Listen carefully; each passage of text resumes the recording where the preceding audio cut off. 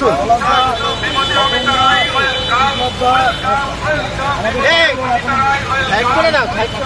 আলিমা, যে ভোটের যে ফলাফল হলো, এটা আশা করেছিল প্রত্যেকেই যেবার আপনি জয়লাভ করবেন, আপনি এই যে ফলাফলে কতটা হতাশ? না, আমি একেবারেই হতাশ না, কারণ হার জিত সব জায়গায় আছে, জীবনেও সেটা আছে, আপ ডাউন সব জায়গায় থাকে। এই সামান্য জিনিস নিয়ে যদি আমি হতাশ হয়ে পড়ি, আমি জীবন চালাবো কী করে? সেটা হয় না। আর আমি প্রচুর জীবন দেখেছি।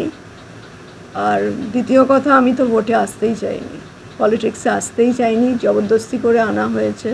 আমি তখনও বলেছিলাম যে দেখুন, আমি কিন্তু একেবারে পলিটিক্স জানিও না, করিও নি, এবং আমি পছন্দও করি না।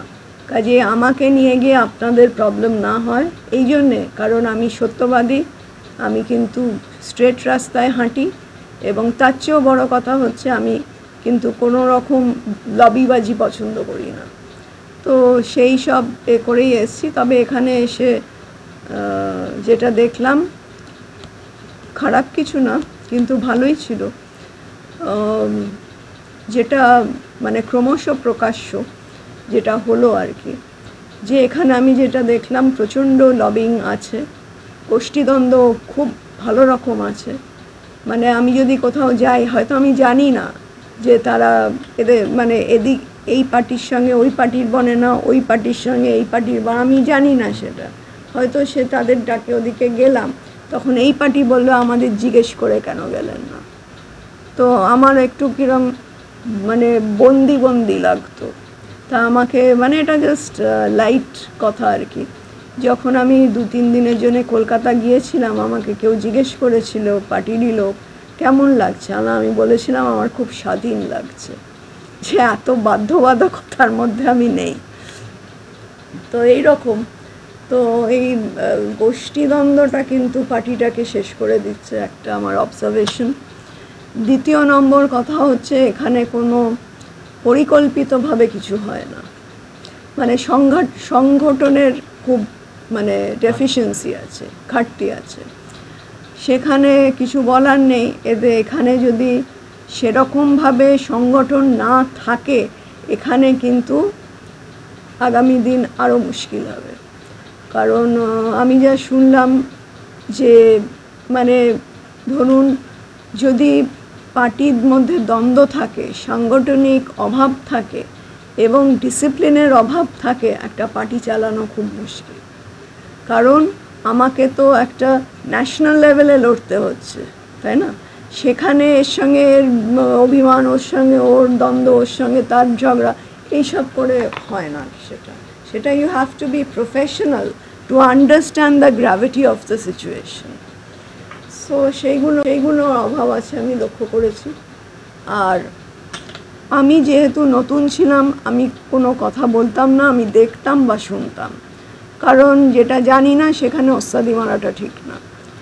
আর একটা জিনিস হতো যেটা আমার মানে ভালো লাগতো না, যে ওরা নিজেদের মধ্যেই ডিসিশন নিত, আমাকে কিন্তু কনসাল্ট করতো না। তবে হ্যাঁ, আমায় ঘরে থাকলে আমি থাকতে পারতাম, সেটাই। কিন্তু আমাকে যে ইনক্লুড করা বা কিছু, সেটা হতো না, নিজেদের মধ্যেই ওরা ঠিক করতো।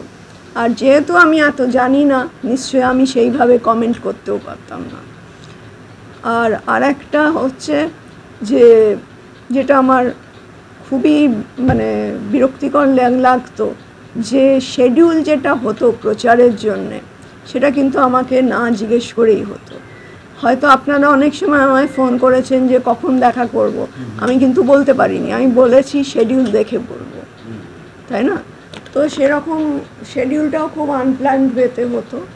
তো সেখানে মানে একটা নির্দিষ্ট সময়ে পৌঁছানো কিছুতেই যেত না, সেখানে 3-4 ঘন্টা লেট হয়ে যেত। তো ওরাও একটু মানে কর্মীরাও একটু ক্ষেপে যেত যে এত লোক ছিল, এখন আমি আবার কোথায় লোক জোগাড় করবো, মানে এরম করে অনেকবার আমরা কিন্তু ফেরতও চলে এসেছি। সেই সময়টা কিন্তু মানে খুব দামি সময়, সেই সময়টা চলে গেলে আর পাওয়া যায়? তাহলে আমি একটা কাছে পিঠে রাখলে আমার সেটা মেকআপ হয়ে যেত। এইরকম কিছু জিনিস আছে। আর আমি শুনেছি প্রচুর টাকাও এসছে ইলেকশনের মাধ্যমে, ইলেকশনের জন্যে। তো সেই টাকা আমার বেশ অপমানিত লেগেছে যে আমাকে কিচ্ছু জানানো হয়নি। তারা নিজেদের মতো খরচা করেছে বা নিজেদের ডিসিশনে খরচা করেছে, আমি কিছুই জানতে পারিনি। আর আমি অনেকবার সবাইকে বলেছি, কিন্তু গুরুত্ব দেওয়া হয়নি। আর যেটা আমার ভয় ছিল যে যেহেতু আমি ক্লিন লোক, সেখানে আমার ঘাড়ে না দায়টা এসে পড়ে, তাই জন্য আমি বারবার জিজ্ঞেস করতাম। দেখুন, একবার টাকাটা কি ঠিকঠাক খরচ হয়েছে বলে মনে হয় আপনার, যে টাকাটা এসেছে? দেখুন, আমি তো কিছু জানি না টাকা নিয়ে। এখন কোথায় কি খরচা হয়েছে বা হয়নি সেটা আমি বলতেই পারবো না। সোশ্যাল মিডিয়ায় দেখা যাচ্ছে যে একটা চুরির অভিযোগ তোলা হচ্ছে না? হ্যাঁ, আমিও দেখেছি সেটা। কিন্তু যদি হয়, আমি আর খুব লজ্জিত। আর কি বলবো, পার্টির হয়ে আমি লজ্জিত। এমনকি বিরোধী দলের কাছ থেকেও টাকা নেওয়ার একটা অভিযোগ উঠছে, যেখানে বলা হচ্ছে যে বিরোধী দলের কাছ থেকে বিজেপি নেতারা টাকা নিয়ে আপনাকে বিক্রি করে দিয়েছে। এটা খুব দুঃখজনক যদি সত্যি হয়।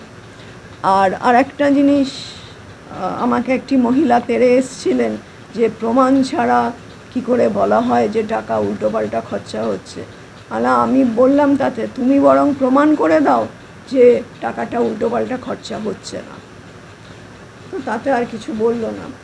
যাই হোক, এদের একটু মানে কি বলবো, একটা মানে সেটা আমি ডিসক্রাইব করতে পারছি না, কিন্তু গায়ে লেগে যাচ্ছে কথাগুলো। আর আমার গায়ে লাগবে কেন, আমি যদি কিছু নাই করি?